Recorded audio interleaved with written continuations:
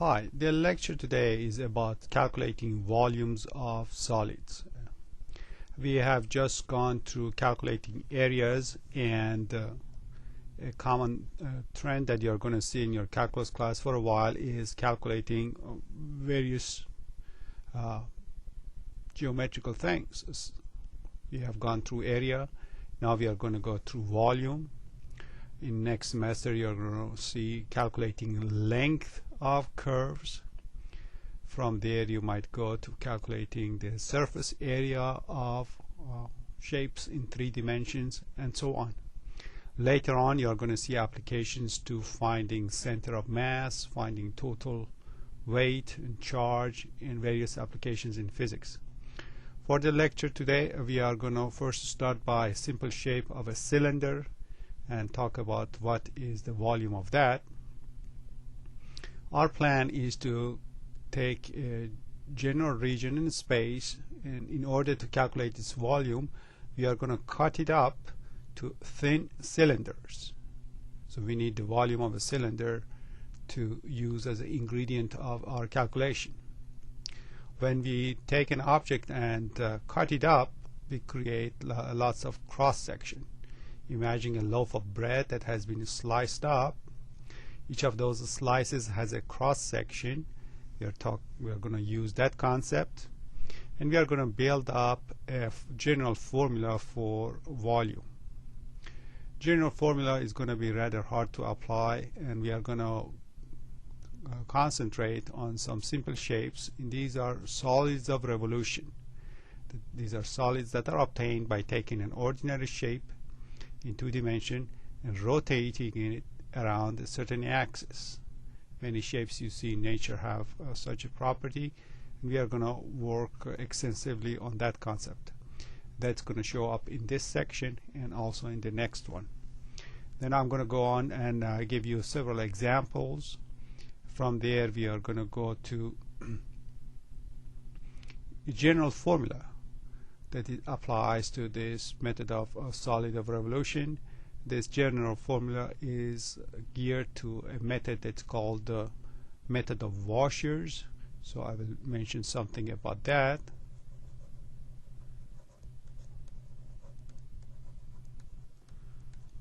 Washers is just exactly what you think it is.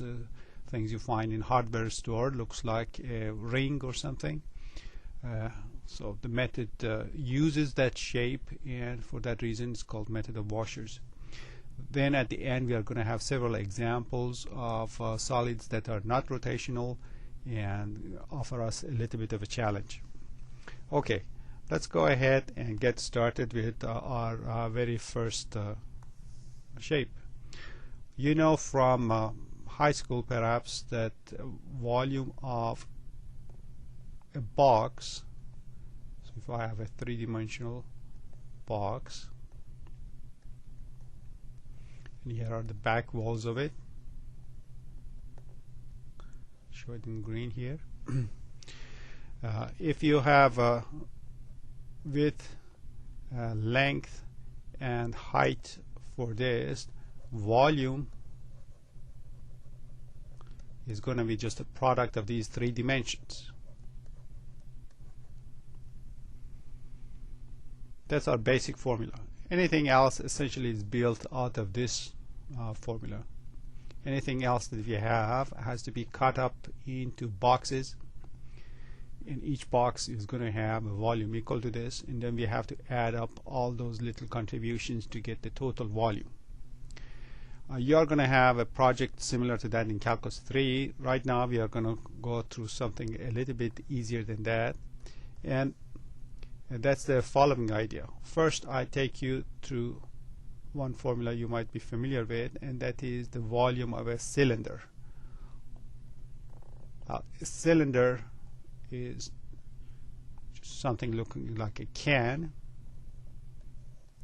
So here's a cylinder. Most common types of the cylinder are what you see in the shape of a can. And here is the back side of this cylinder. Suppose the cylinder has a radius r, so radius on the bottom plate or the top plate, and suppose you have a height of h, so from here to here is h. What's the volume of this cylinder? Well, in general, many shapes have the following formula for the volume. You can calculate the area of the base of it. So here's the base.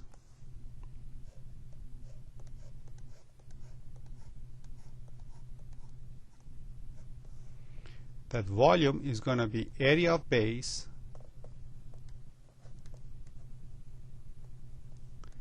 times the height.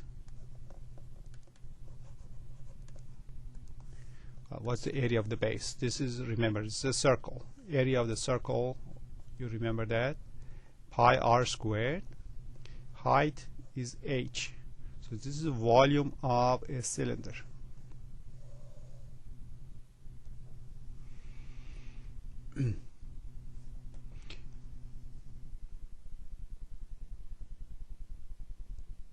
Now, if we have a cylinder in slightly crooked shape, meaning if I have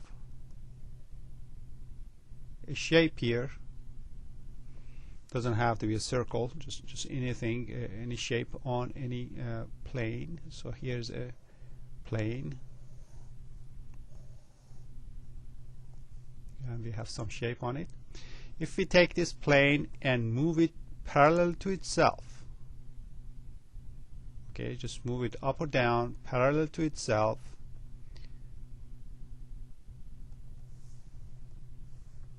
use a more visible color here,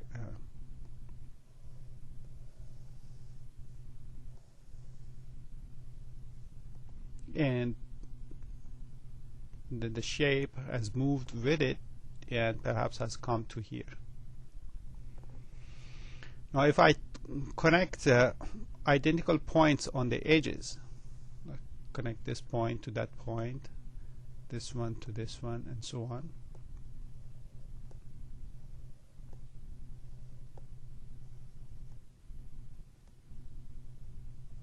and on the back walls I do the same thing. Maybe I connect it with a different color so that the back and front would not be mixed up.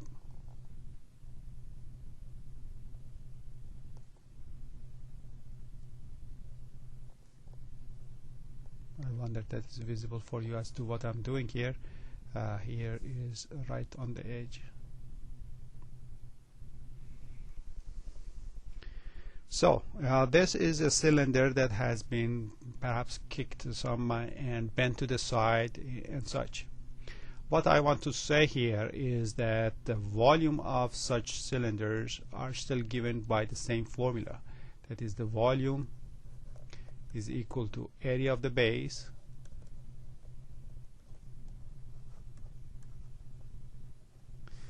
area of base. By that we mean just whatever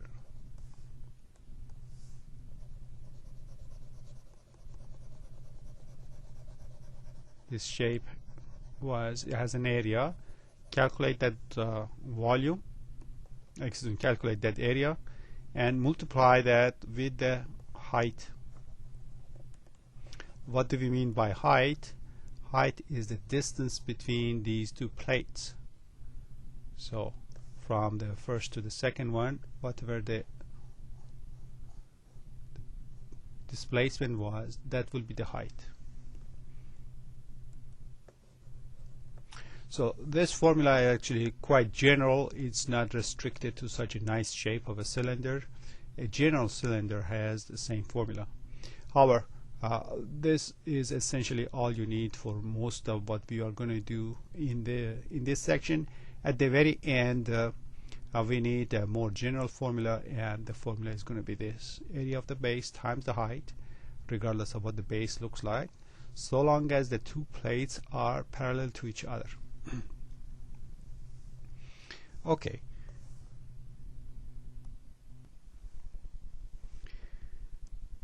what we have in mind in calculating a volume of a general shape is like this. Suppose you are given an object, you're thinking about a loaf of bread or something like that. So here is some object. We have to give you a three-dimensional feel about this thing, but as I draw more lines you are going to see more details. Now this loaf, we are going to have it sliced for us. So to give instruction on how to slice it, we have to give a certain axis. So that's going to play our role of our x-axis. And then on this axis we can go ahead and start marking points for creating slices. Most common slices are made perpendicular to our axis. Doesn't have to be like that, but that's going to make our life a little bit easier. So we are going to have this loaf of bread cut or sliced at lots of points on this x-axis. When I slice it here, I'm going to get a certain shape. Whatever that shape is, I refer to it as a cross section. So instead of a loaf of bread, this might be an industrial piece and you want to explain it and so on and so forth. One way to explain a three-dimensional shape is to imagine that you are cutting it in that shape that shows up on the surface of the cut, and that's referred to as a cross section. So if I go to a different place, I'm going to get perhaps a different cross section. Here, perhaps a smaller cross section. At end point, tiny cross section might be existing at those points. Now, if I take this object and slice it at two nearby points,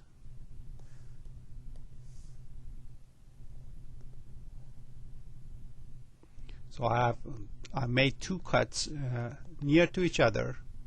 What I get is going to be a slice. This is going to be a slice of this bread. The slice looks like a general cylinder. If you have a perfect bread, it's going to be very close to an actual cylinder, but our bread doesn't have to be a perfect shape. It can be an odd shape. So what we get is that these two plates are parallel to each other, and the cross sections are almost same as each other. Typically they are not exact identical copies of each other.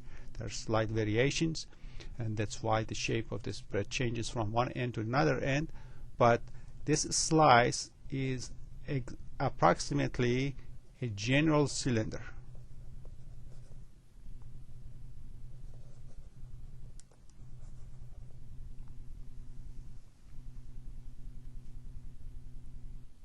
Now, the volume of that cylinder, we can find that volume easily by finding the area of the base. So this cross section that we have made has an area. Suppose we find out by some method what the area is. What method is that? Well, that's exactly what it did in the previous section. In the previous section we learned how to calculate the area. So this is some sort of a shape. Depending on a specification that they have given to us about this object, we can go ahead and find the area. Once I have the area, all I need to do figure out is the distancing of these cuts. Well, that's going to be some dx. You remember this was the x-axis. I make a cut here and I make another cut here. That slice is going to have a thickness, and that thickness I'm going to show it by dx. So that is the thickness of the slice. And that particular slice is going to have a volume. That volume is going to be the area of the base. So this area suppose that is something that depends on x. Like here the area is small, here is some medium size, at the other end the area of slices again is small. I take the area and multiply it by dx, I'll get an element of volume. So a of x represents the area, dx represents the thickness. The product of these two is a volume of one of these slices. Tiny objects, we refer to it as an element. This is an element of volume.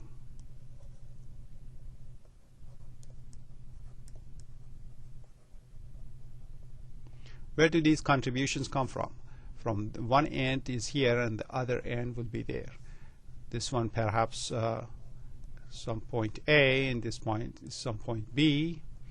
I have to add up all of these contributions, and that Riemann sum can be made to come closer and closer to this definite integral from a to b of a of x dx. That's going to be the volume.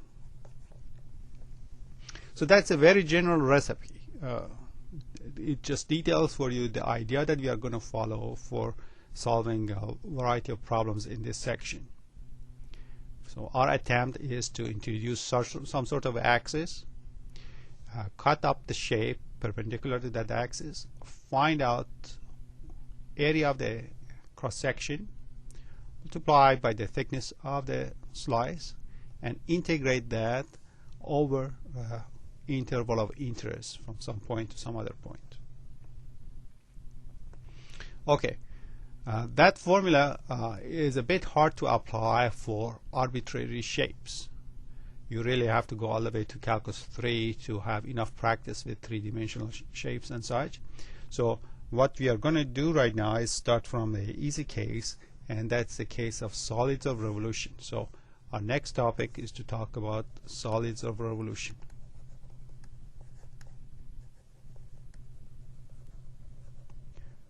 What's a solid of revolution?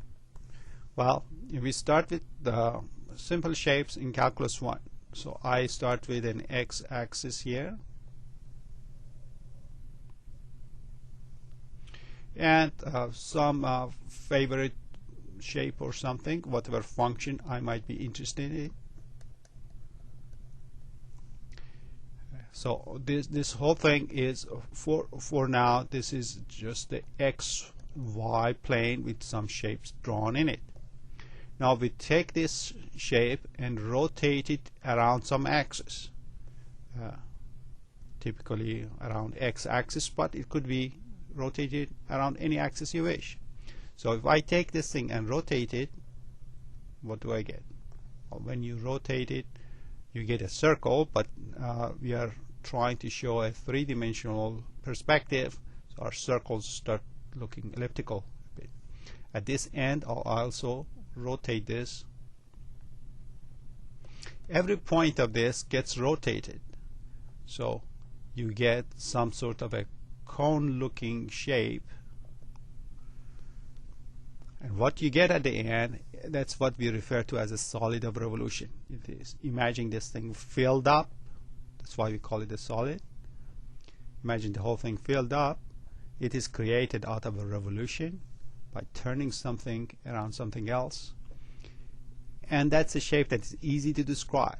Why? Because all you need to describe is some shape in 2 dimensions, some curve, and specify around what axis you are rotating it, and you immediately have a 3-dimensional picture.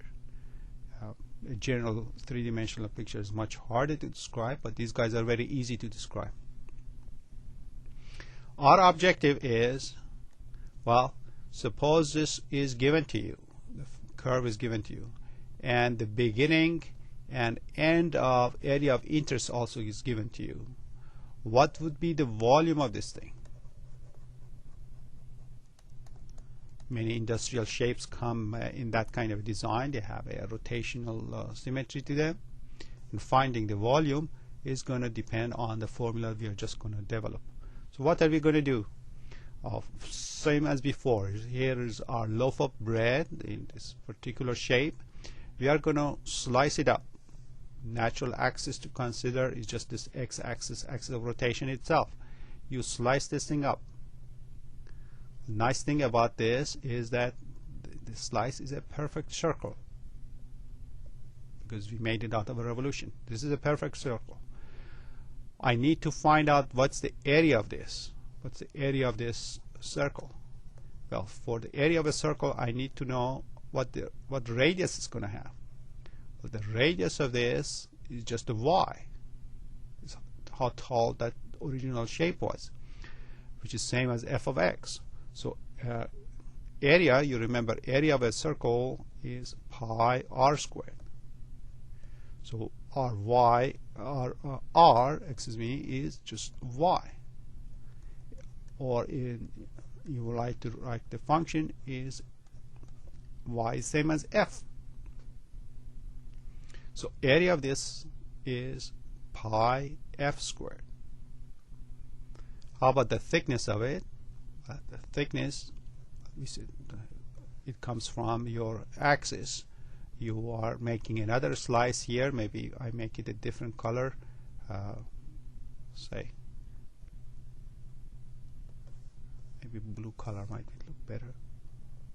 Here's another slice. It's not quite a cylinder because of this angle that we have here, and that's the error you commit when you're writing Riemann sums, but that goes away at the limit. So this the thickness between these two plates is dx. So the volume formula is going to be integral of area of the base pi f square of x times dx. This has to be integrated from your interested in starting point to the ending point b, and then you will be done. So that is our volume formula. Let's go ahead, apply that to some examples.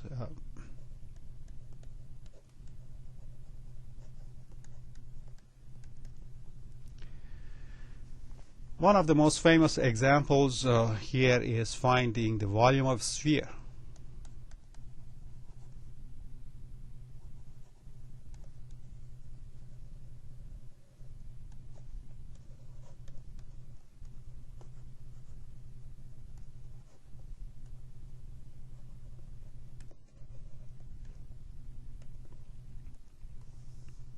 So we are looking at the sphere of radius r. Let's see if this conveys the feel of a sphere.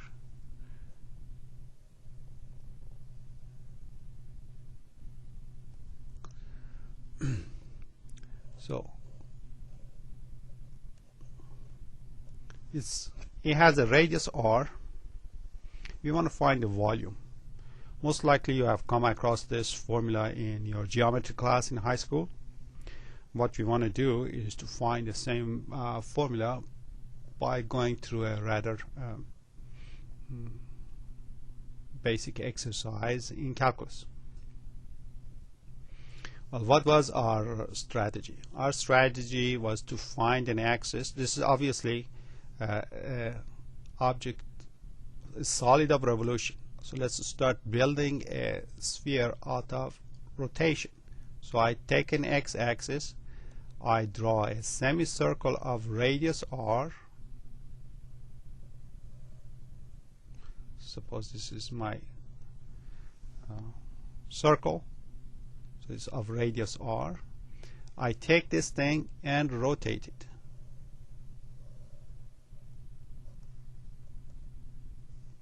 Okay, so I rotate it, and that's how I'm going to make my sphere. This didn't come out exactly like a sphere, but that's fine. What is it that we need? Well, here's a crucial piece. I need to know the equation of this curve. Well, you have to know equation of a circle. You know, equation of a circle is x squared plus y squared equal to r squared. This is a circle of radius r that is centered at origin. If you want to describe it in this way, you can say y squared is equal to r squared minus x squared. If you insist on getting y itself, you have choice of plus or minus r squared minus x squared. So if this is the origin of my coordinate system, for any point x, if I want to find out what the height of this function or circle is going to be, this y on the top is plus radical r squared minus x squared, and on the bottom just a negative of the same thing. Once I have this, what do I plan to do with it? Well, I need to find out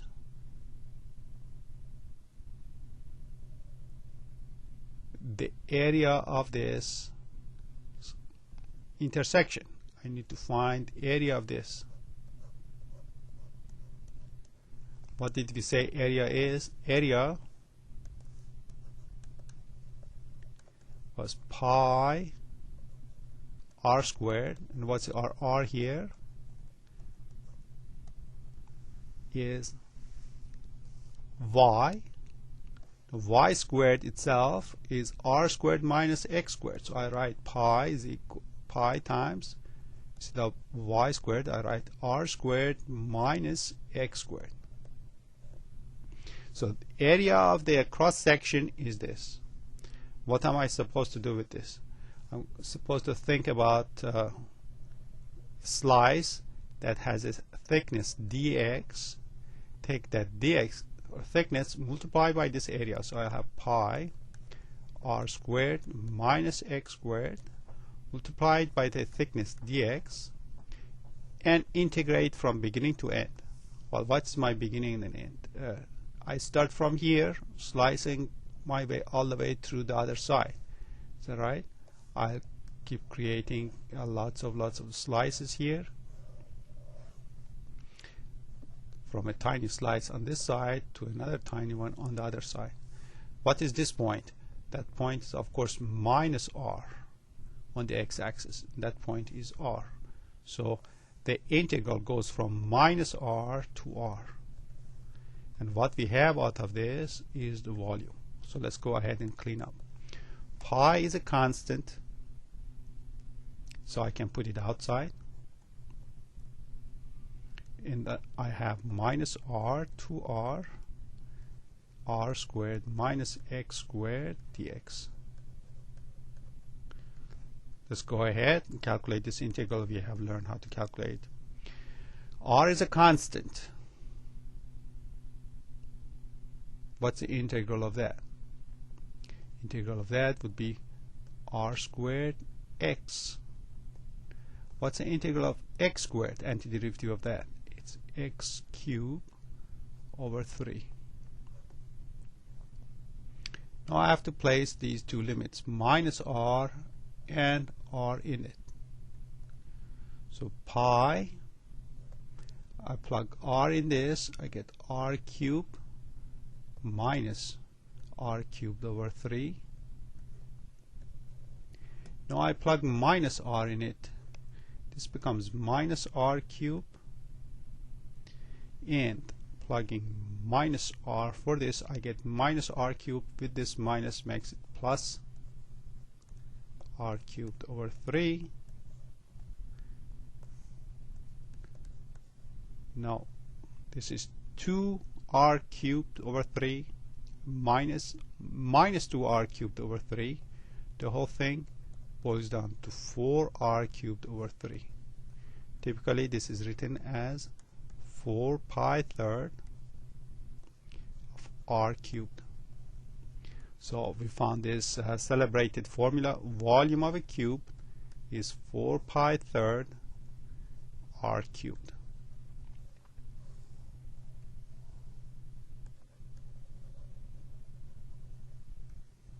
excuse me, what did I say, volume of sphere of radius r.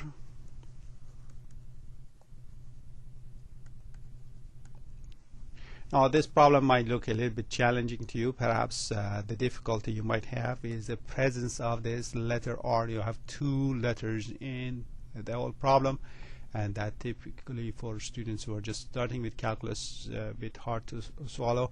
In case you want to, instead of R, put any particular number, maybe it might be a little bit easier for you to follow the whole discussion. So you could start from here and say take R to be some number, say 10 or 5 or whatever you like. Follow with the argument with that particular number, and then later on just go replace that number with the letter R, so you will have the answer in terms of this parameter. In this way we have found the formula for all spheres, whatever radius they might have. Now let's go ahead and do an example, perhaps a bit simpler than the one we just looked at. Next example, I'm going to see example 2.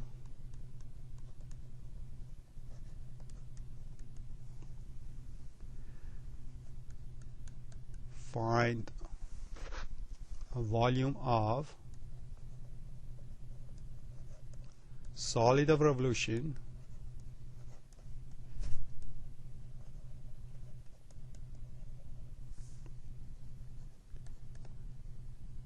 obtained by rotating y is equal to x squared, x between -1 and 1 about x-axis. So this is the perhaps most familiar shape you know about. It's just our standard parabola.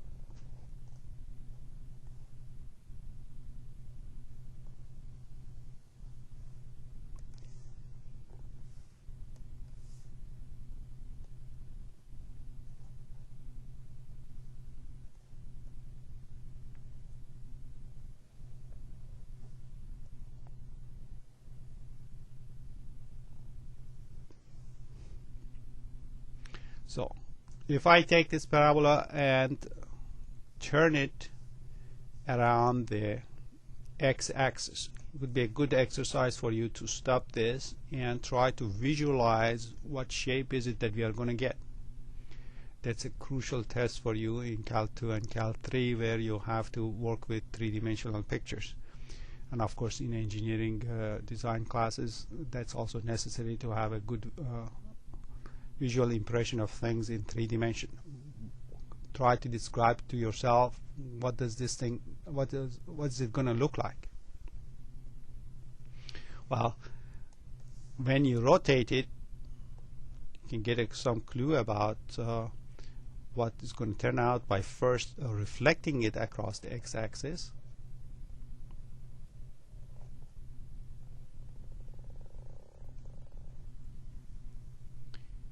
And remember, you taking any point of this and rotating it about the x-axis, you're going to get something perhaps looking like this.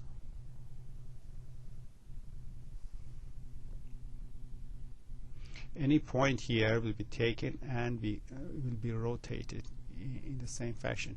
If I take a point here, it's going to be rotated around the x-axis and so on. Well, this picture didn't come out as well as I expected, but you probably get a feeling that this is looking kind of like a funnel. It's becoming very sharp very fast here, and a similar shape is going to be on the other side of this. I didn't make it too crowded, but if you wish.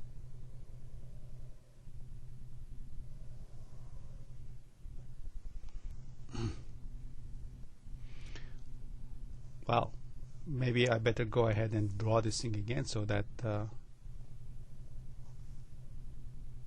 we can go about the business of calculating the volume. Maybe I blow it up somewhat and just draw the picture that we need. We are going from -1 to 1, taking this and rotating it.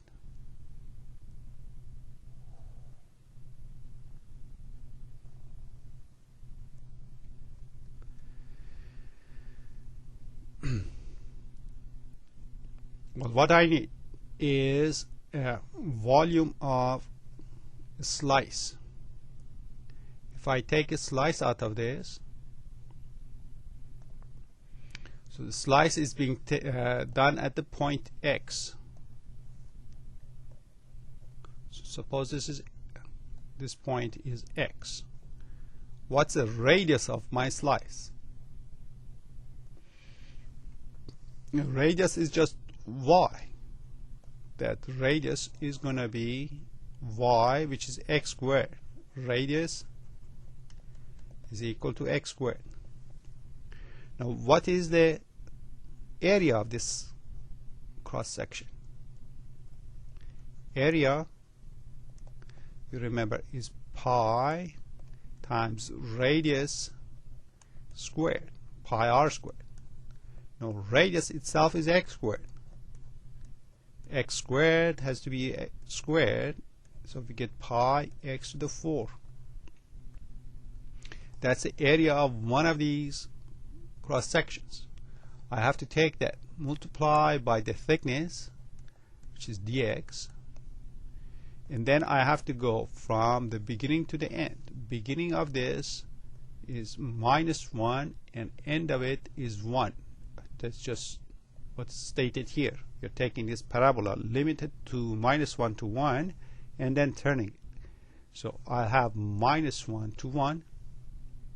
The volume is going to be just that integral. By now, 95% of the problem is done. All I have to do is to integrate. Remember, pi is a constant. Integral of x4 is x5 over 5. Now we are going from -1 to 1.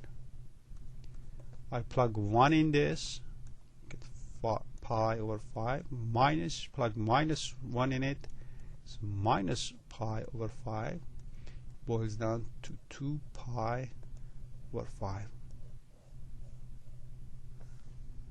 It's rather amazing. With the help of calculus, a complicated looking shape like this, we can figure out its volume in a matter of seconds, and that's quite an achievement.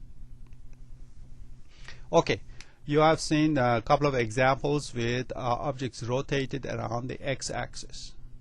Maybe take a couple of examples of objects rotated around the y-axis, and maybe some objects rotated around some other axis. To make life simple, we keep our axis either parallel to x or parallel to y, and let's go ahead, do a problem.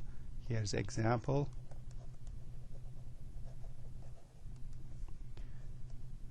Find volume of solid of revolution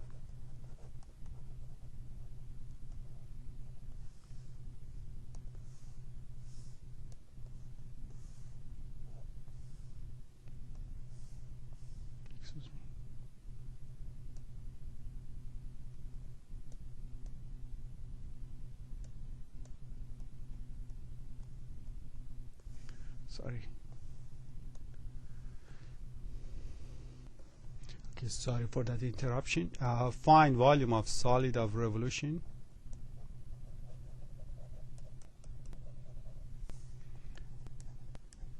obtained by rotating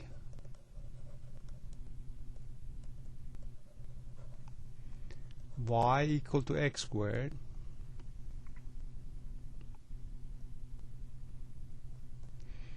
y itself between 1 and say 4 about y-axis. So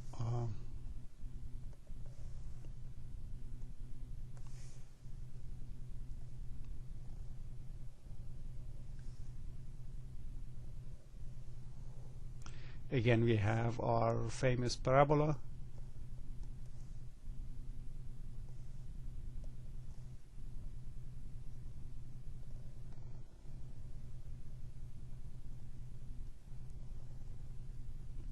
So is y equal to x squared.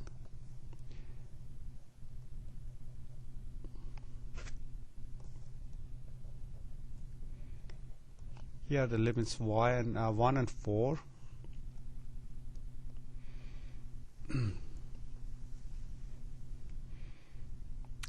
Maybe I go ahead and make a correction here to what I said. Let me write it as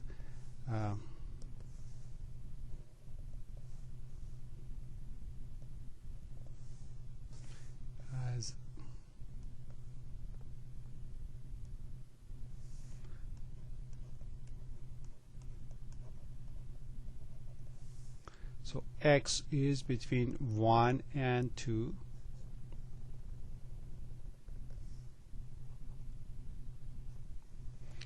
And that keeps me just limited to this section of the parabola. What's new here? What's new is that we are taking this and rotating it around the y-axis. It so happens that when you rotate this coincides with the reflection of it on the other side, but that's fine for us. We just rotate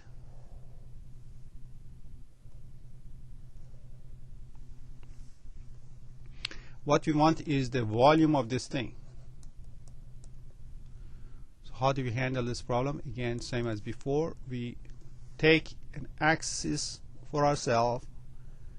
In all this rotation problem, the axis is the axis of rotation. We take slice perpendicular to that, so I'm going to make it cut perpendicular to the y-axis. If you make two such cuts nearby each other, you get one of those slices. How do you find out the volume of the slice? Well, you need the area of this base. That area is going to be pi times its radius squared. Now what's the radius of this thing? From here to here, just go back to your college algebra or beginning of calculus. When you are drawing a shape, what does this distance represent? Color it for you. That's a crucial question, and a very simple question. What is that? And that is just x.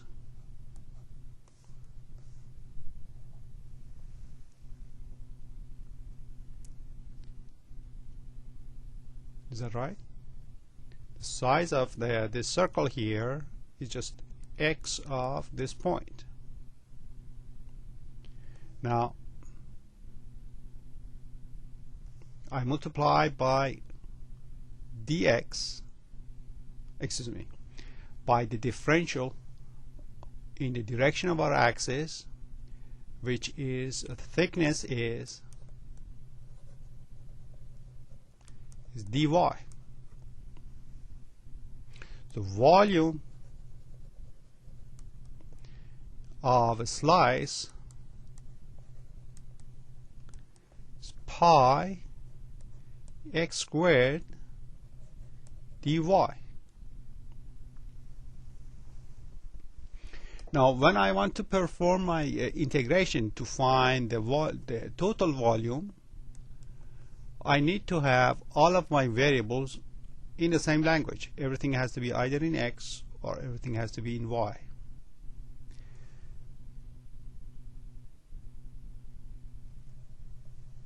Easiest thing to do here is to convert everything to y. I know x squared is same as y, so this can be substituted and replaced by y. So volume is going to become the integral of pi y dy, starting value of y is 1, ending value of y is 4. Where did that come from? If x is between 1 and 2, then starting value of y is 1 and ending value of y is going to be 4. Since we decided to go with y here, we have to convert all the quantities to y. Starting value of y is 1, ending value of y is 4. Now I go ahead and integrate. Antiderivative of y is y squared over 2, and I am going between 1 and 4. So I'll have pi 4 squared is 16 over 2, and 1 squared is just 1 over 2. Subtracting these two, I get 15 pi over 2. That becomes the volume of that section of that cone. Okay, let's go to another example. In some industrial application, you come across pieces where a core has been removed from a shape. Just imagine an apple that you have cored and you have removed the seed area. So there is a hollow section inside of the shape. Sometimes we need to calculate volumes in these cases. So we are going to go ahead, take a look at shapes like that. Here's an example.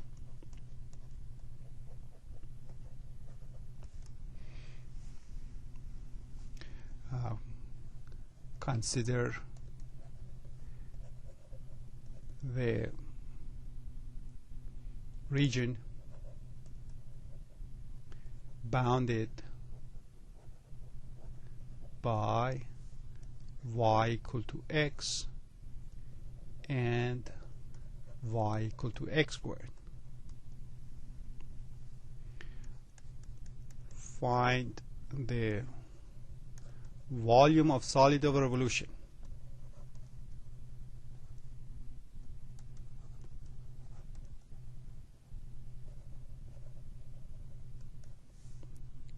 Obtained by rotating this region about x-axis. First of all, what does this problem, what region is it talking about? Let's just get a quick picture of that.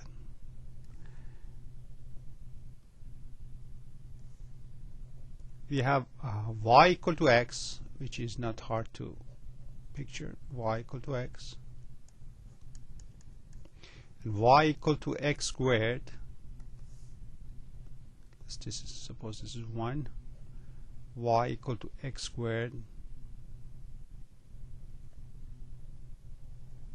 is like this.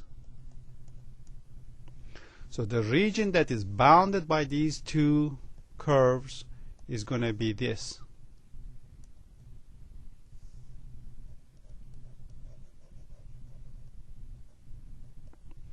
A rather thin region. What we are doing is we are taking this region and rotating it around the x-axis. So here's my x-axis. I am taking this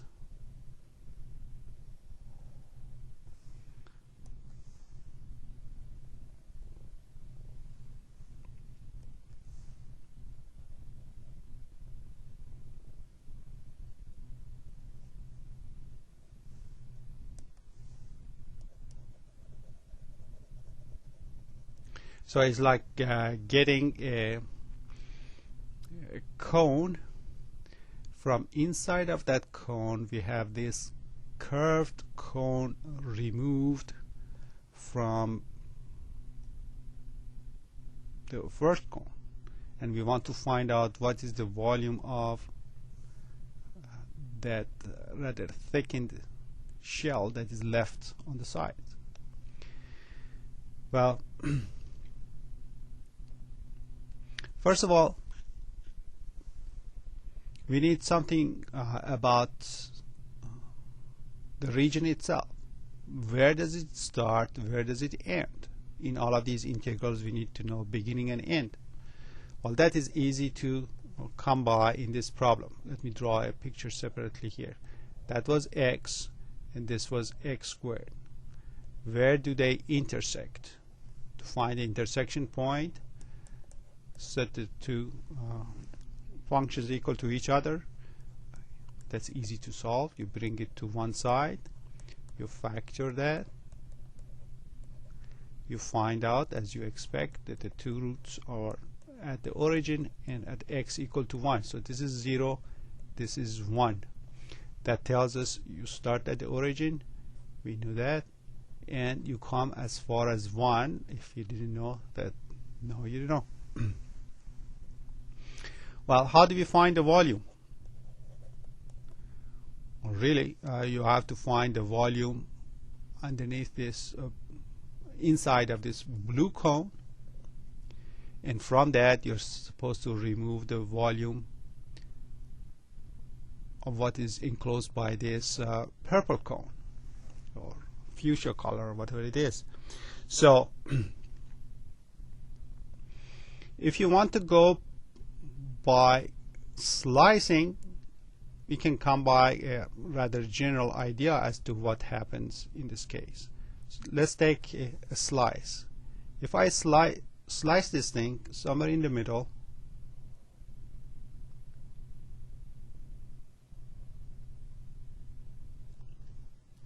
we have this blue curve which is slicing this surface created by y equal to x, and this other red one, which is a slice produced by cutting the parabola y equal to x squared. The region that is between these two, that is inside the volume that we are after. This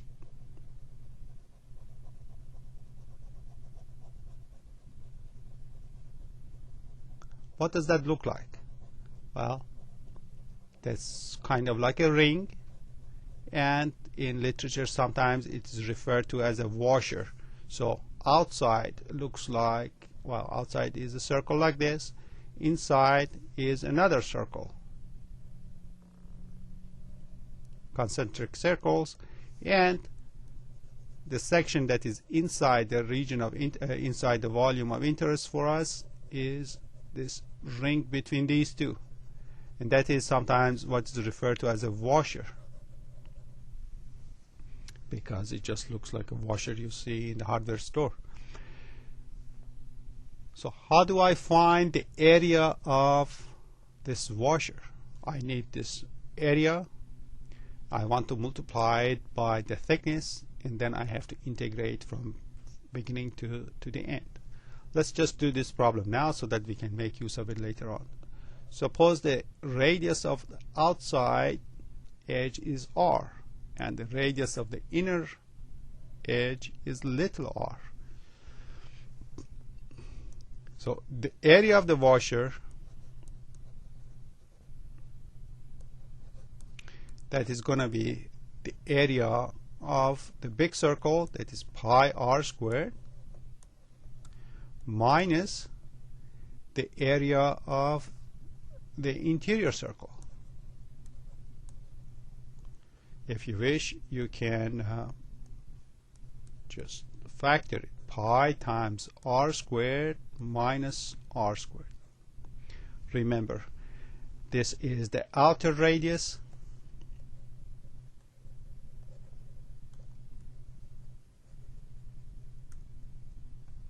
this is the inner radius, to have some language to refer to these things. So the volume that I'm going to create here, it's going to be equal to, I start with pi times outer radius squared. Outer radius, remember, from here to this blue curve is x. I have to take the outer radius and square it, minus inner radius. inner radius, we are going as far as x squared. That's the radius up to here, x squared. I have to square that. That makes x to the 4. So this is really area of this ring here. I multiply by the thickness dx, and then I have to integrate from where to there, from 0 to the last point is just 1. Well, we are all done. So volume becomes, I can take the pi outside. Antiderivative of x squared is x cubed over 3. Antiderivative of x to the 4 is x to the 5 over 5. Put 0 and 1 in this. Becomes pi. This is 1/3 minus 1/5. Take the common denominator and subtract 2 pi 15th. So that was for calculating volumes by method of washers. So let's go ahead and write down the general formula.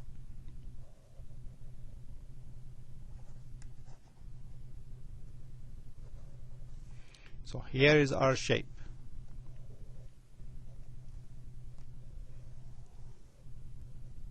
Suppose I have y is equal to f of x as the outer shell, and y is equal to g of x as the inner shell. And I take these things and rotate them about the x-axis. So this thing has been rotated, and this one has been rotated also. What we want to find out is the volume of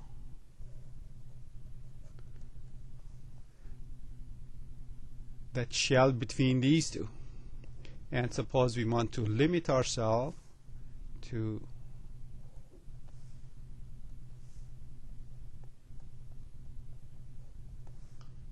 starting at x equal to, say, a, and going as far as b. What is that volume? So I have to take the area of the outer region. That's going to be f squared minus the area of the inner region. That's going to be g squared. Well, really pi times the first one and minus pi times the second one, but I can pull the pi outside, integrate this quantity times dx from starting point A to the ending point B. So this is the area by method of washers. Once again, a washer refers to this shape that you see between these two circles. And here's a formula. Now you could go ahead and write a similar formula where the main variable would be y, meaning that you are turning around the y-axis. But I don't want to overcrowd you with lots of formulas. Try to absorb the concept, and then you can adjust it to whatever variable that is a variable of interest for you. So that was the general formula for method of washers, and now we want to go to several examples for problems that are not rotational. So non-rotational examples.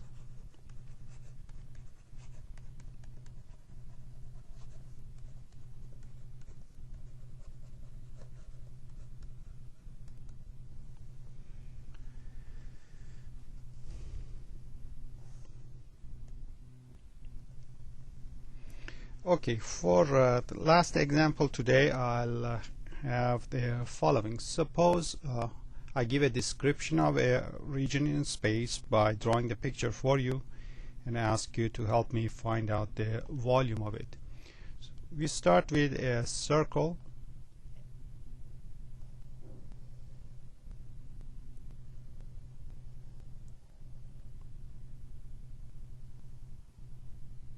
This doesn't look like much of a circle, but we are getting ready for a three-dimensional picture. And here's the axis of it, of a circle. Now I do the following. To construct my region, say take any point here, let's take a right midpoint, find out what this radius is, and construct a square as big as this, standing straight up. So this circle being drawn in a three-dimensional setting has a radius almost like this, and when I build my square, the square looks something like this. So that's a square now. Take any other point, do the same thing. Perpendicular to this blue axis, come to the edge of the circle and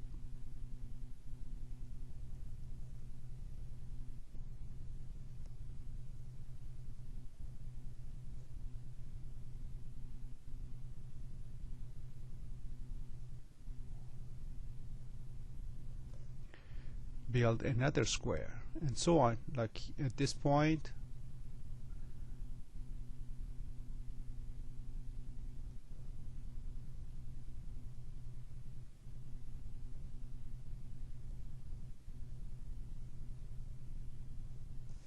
and so on.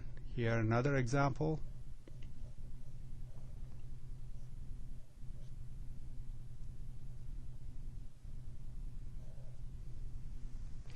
Now when you connect, when you draw all these squares, you will be creating a certain region of space. The top portion of this region, perhaps,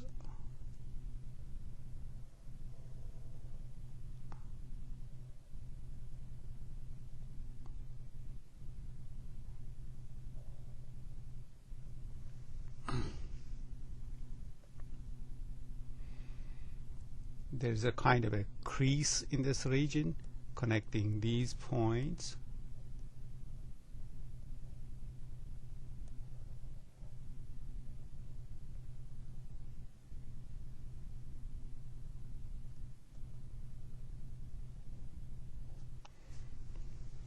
What we want to do is to find the volume of this shape.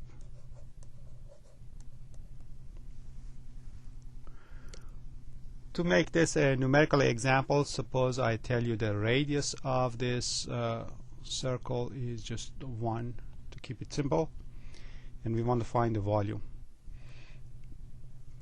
Let's take this to be x-axis. So what I need to do is to find the area of one of these slices, multiply by dx, and integrate. How do I find the area of a slice? Here's my slice.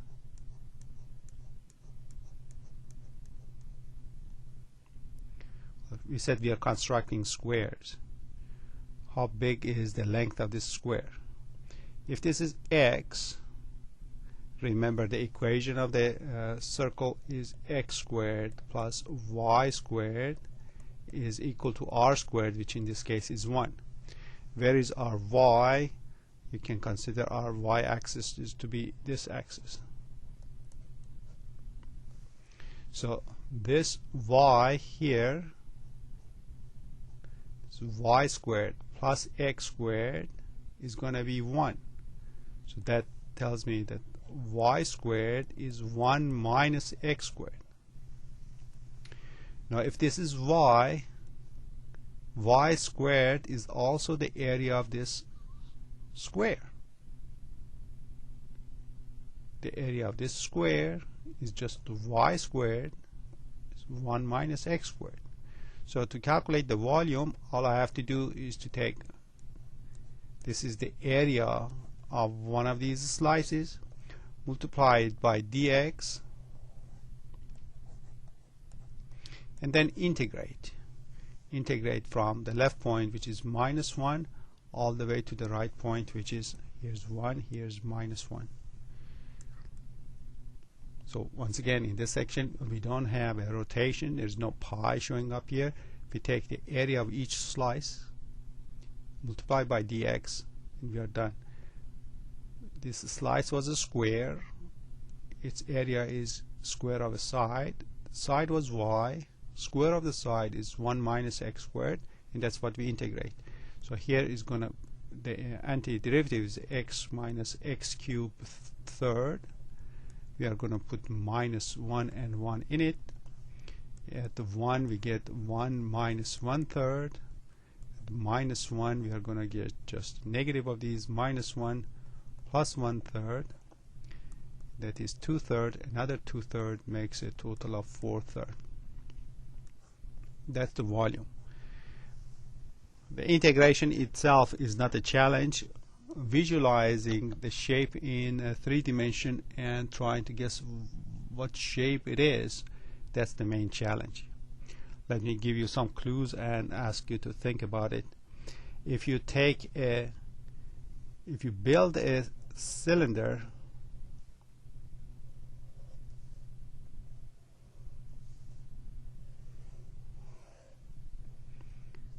on top of this first circle that we have created, if you build a cylinder and go straight up, and then build another cylinder perpendicular to this, whose axis is this y-axis,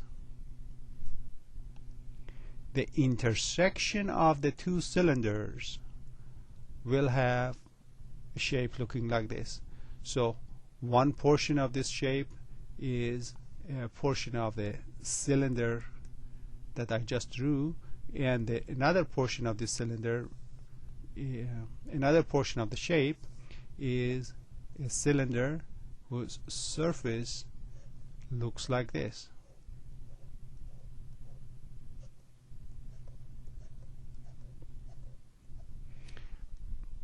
You really need either a 3-dimensional graphics or just 2 pipes that you can place next to each other and visualize their intersection to see the region itself.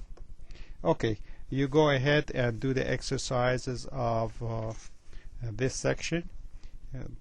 Most of the exercises are straightforward, except the ones at the very end where some verbal description of a region is given and you try to find a corresponding volume. That's going to be somewhat more challenging, like this, where you have to actually visualize and get the components going. Okay, good luck and God bless.